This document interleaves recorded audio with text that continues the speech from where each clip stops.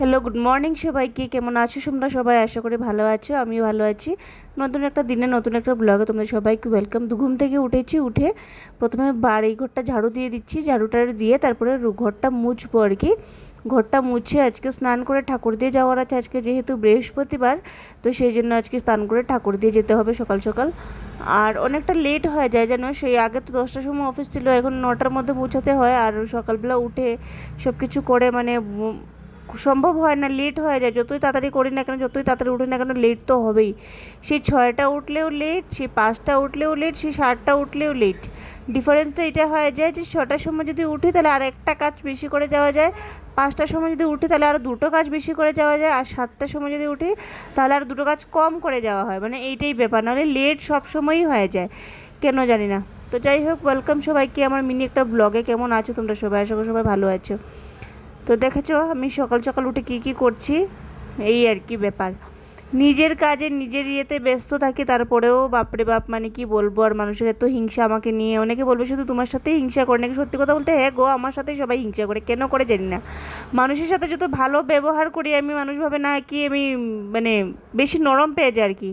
যত মানুষের সাথে ভালো ব্যবহার করি ততই মানুষ মানে ভাবে কি মানে নরম পেয়ে যায়। সেই জন্য না আমি কারোর সাথে ভালো ব্যবহার করতে চাই না, সত্যি কথা যেটা।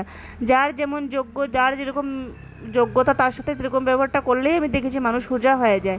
মানে যার যোগ্য যেরকম, মানে যার যে ভাষা দিয়ে বুঝে, যার সাথে তুমি মানে এখনের সময় যদি মানুষের সাথে অহংকার না দেখাও, তাহলে মানুষ ভাবে তুমি একবারেই মানে একদম আর কি, একদমই নিচু, মানে তোমার কোনো ক্লাস নেই। আর যদি মানুষের সাথে যে টাকা পয়সার যদি অহংকার দেখাও, তাহলে মানুষে বলবে কি তুমি মানে টাকা পয়সার অহংকার না, নিজে যদি নিজের মতো করে বাঁচো তাহলে বলবে কি টাকা পয়সার অহংকার দেখায়।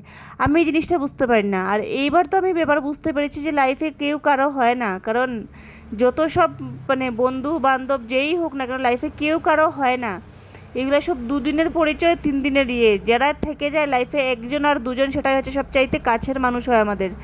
সেই কাছের মানুষগুলোকে যদি আমরা আগলে রাখতে পারি, সেটাই আমাদের জন্য কিন্তু অনেক। জন্য মানুষে বলতেই বলে যে যখনই তুমি কারোর সাথে চলাফেরা করবে বুঝে শুনে চলাফেরা করো, কারণ মানুষ মানে সাপ হয়, পুরো সাপ হয় মানুষ আজকাল। মানে আমি আমি যদি বলি, অনেকে বলবে কি আমি ডাইরেক্ট কথা বলি, কিন্তু হ্যাঁ আমি ডাইরেক্ট কথাটা বলতেই পছন্দ করি। আজকাল লোক হয়েছে সাপ।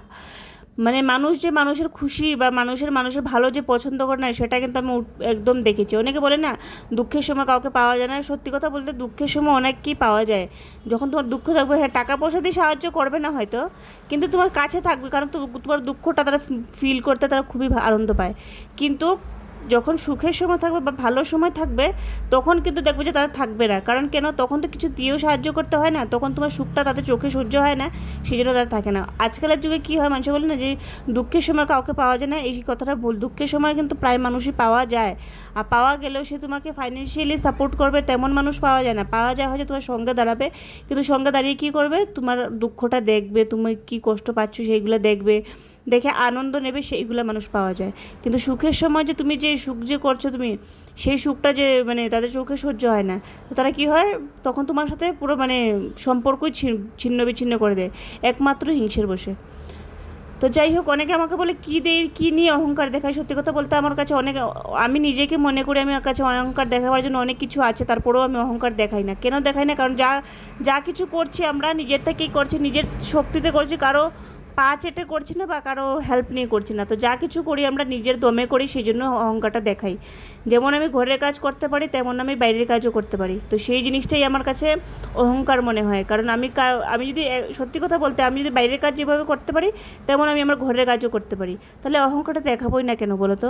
অহংকার দেখাবার মতো আছে আমার মধ্যে অ্যাটিটিউড, সেই জন্যই আমি অহংকারটা দেখাই। তো চলো যাই হোক, এখন রান্নাবান্না করে কমপ্লিট করে তারপর থেকে ব্লগটা শেষ করছি। দেখা হচ্ছে কালকে একটা নতুন ব্লগে। টাটা সবাইকে, ভালো থেকো, সুস্থ থেকো।